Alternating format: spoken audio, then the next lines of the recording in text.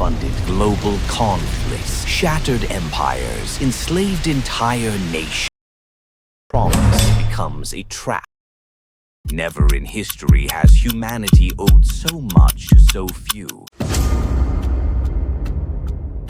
Picture a commodity so potent that it generates massive wealth without manufacturing a single physical object.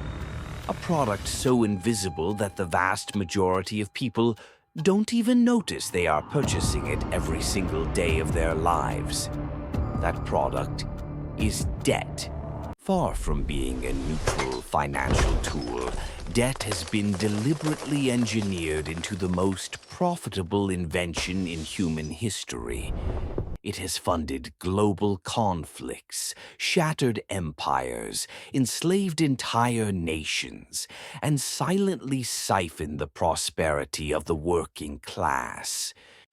Yet ask anyone where debt originated, who designed its architecture, and why it rules our world, and they would be speechless.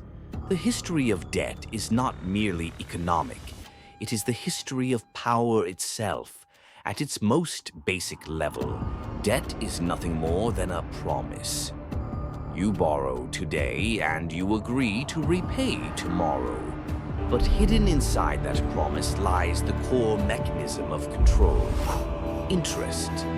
Charging interest transforms time into profit.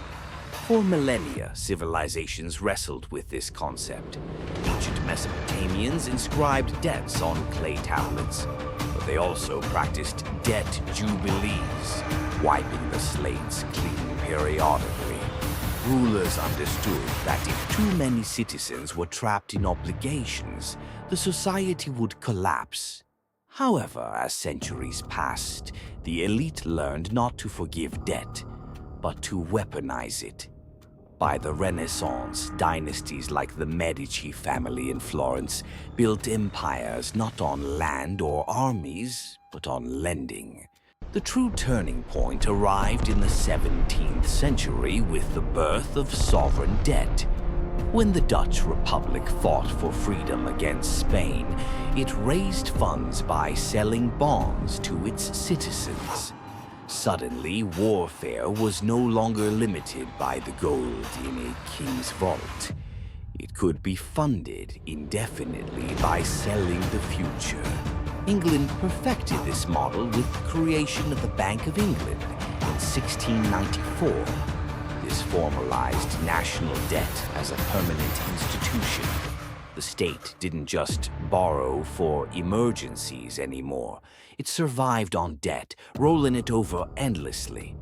Bankers became indispensable to the crown. It was a flawless loop. The more nations fought, the more they borrowed.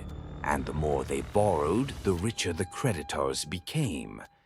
By the 19th century, bond markets in London and Paris were the beating heart of the world. Armies marched and colonies were conquered, all on credit. But this wasn't limited to nations. As industrial capitalism expanded, ordinary people were pulled into the vortex. Railroads and factories were built on bonds. Workers earned wages from debt-funded companies, only to borrow money themselves to buy homes and goods. By the 20th century, debt had evolved from a tool for tycoons into a consumer product for the masses. Mortgages, car loans, credit cards, student loans. The entire architecture of modern existence was designed to normalize borrowing as the default state of life. And here lies the hidden genius or cruelty of the system. Debt doesn't generate profit just once. Every interest payment is a wealth transfer from the debtor to the creditor, repeated month after month. Unlike a product you buy and use, debt is designed to be permanent. A promise becomes a trap. By the mid-20th century, debt was the lifeblood of the global system. The Bretton Woods Agreements of 1944 institutionalized this. The IMF and World Bank were founded to lend to nations, but behind the noble rhetoric was a simple mechanism: debt as discipline. Nations that borrowed too much found their sovereignty compromised. Their economic policies were rewritten not in their own capitals, but in Washington. The rhetoric was about stability, but the reality was dependency. Meanwhile, Wall Street discovered how to package and sell debt itself.